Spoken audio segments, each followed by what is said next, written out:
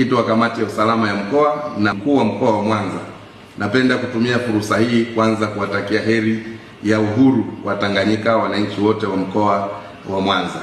Aidha, nitumie fursa hii kuwashukuru sana wananchi wote wa mkoa wa Mwanza kwa kuendelea kuitikia wito wa serikali wa kuwataka kufanya kazi zao kwa amani na utulivu katika siku hii ya 9 Disemba, na wale ambao hawana majukumu mengi ambao hawana dharura kuendelea kusalia nyumbani na kuendelea kufuatilia shughuli mbalimbali kupitia televisheni na njia nyingine. Aidha, muda mfupi uliopita nimeona clip ikiwa inazunguka katika mitandao ya kijamii inayoonyesha kikundi cha wanajeshi wakiwasikiliza wananchi ambao wanatoa hoja mbalimbali.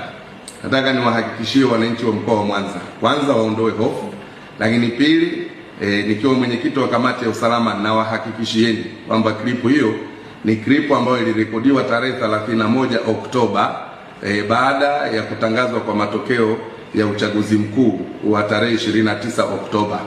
Ilikuwa ni siku 3 baada ya uchaguzi mkuu. Kwa hivi sasa na kwa hivi leo na hapa ninapozungumza nikiwa katika ofisi ya mkuu wa mkoa, saa 6:18 vyombo vyetu vya usalama vimenihakikishia, na mimi mwenyewe nimejiridhisha. Nimepita maeneo na mitaa mbalimbali nikiangalia baadhi ya wananchi wachache wakiendelea na shughuli zao, lakini hakuna mkusanyiko wowote unaoendelea na wala hakuna taharuki yoyote katika mji wetu wa Mwanza. Nimekuwa nikipata simu nyingi, siwezi kujibu simu moja moja. Kwa ujumla, nataka niwahakikishie Watanzania na wananchi wa mkoa wa Mwanza wawe na amani. Hali ya utulivu ni kubwa sana, tunawashukuru sana, na endeleeni kushirikiana na serikali. Klipu hiyo ipuuzwe, ni klipu ambayo ilipitwa na wakati. Nafikiri inatumika tu kama propaganda katika kipindi hiki ili kuleta taharuki kwa watu. Lakini hadi hivi sasa saa 6:19 ninapotoa taarifa hii nikiwa katika ofisi yangu ya mkuu wa mkoa wa Mwanza. Kwa hiyo Watanzania na wana Mwanza, kuweni na amani, endeleeni.